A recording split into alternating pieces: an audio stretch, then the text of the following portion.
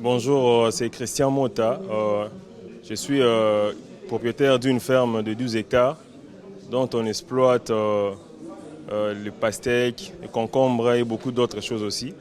Je suis aussi directeur d'une structure, l'Onanamoka, qui permet à mettre en contact la diaspora, les gens qui sont à l'extérieur du pays, de les informer, les gens qui veulent investir dans le secteur, de les informer des difficultés, des problèmes, de leur faire voir comment ça se passe pour qu'ils soient vraiment à l'auteur de leurs investissements.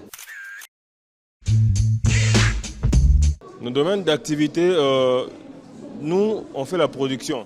On fait la production, nous ne sommes pas dans la transformation, on produit le pastèque, on vend et on va aux femmes qui revendent aussi en détail. Donc on se limite, jusqu'à là on se limite à ça, à la production. Notre particularité de notre ferme, la particularité est que nous déjà, on est sur terrain, on va au fond et on travaille pour le développement non seulement de ceux qui sont, parce que nous sommes à Maluku, à quelques kilomètres de la ville, et on travaille avec des gens qui sont autour de nous, on engage des gens et on donne aussi de l'emploi aux femmes qui sont tout autour de nous et aux jeunes qui veulent travailler, et on aide aussi la population locale pour se développer. Maintenant là on produit la pastèque. Déjà on laboure déjà on laboure déjà la terre, et puis après là on fera des hectares de pastèque, et après on aura à faire d'autres cultures aussi.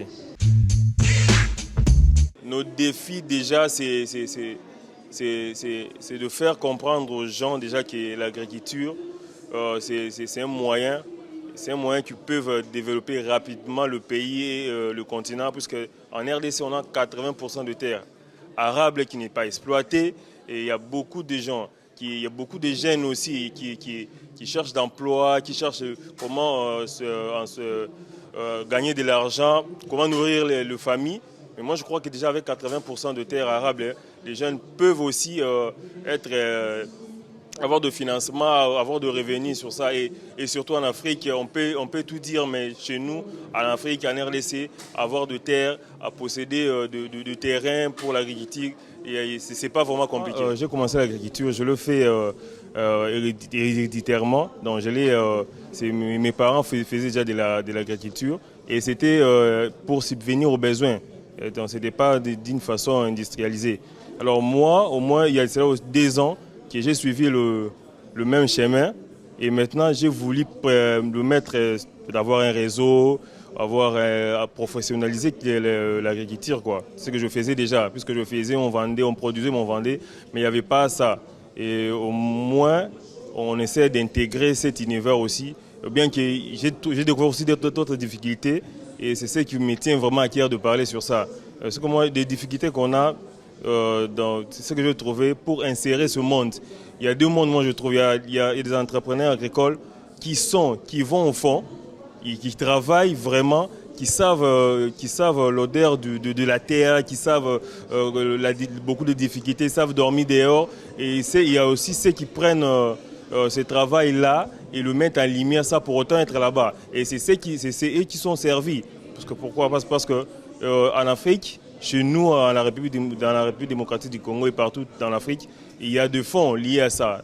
Il y a des fonds liés à l'entrepreneuriat dans l'agriculture, mais ces fonds-là ne sont pas destinés aux vrais agriculteurs, aux gens qui sont dans le village, aux gens qui descendent, qui sont dans le terrain. Et c'est ça le problème, c'est que moi j'ai découvert, j'ai fait la découverte sur ça. Pourquoi ? Parce que moi déjà, je faisais déjà l'agriculture, mais je n'étais pas vraiment dans les structures professionnalisées, ça.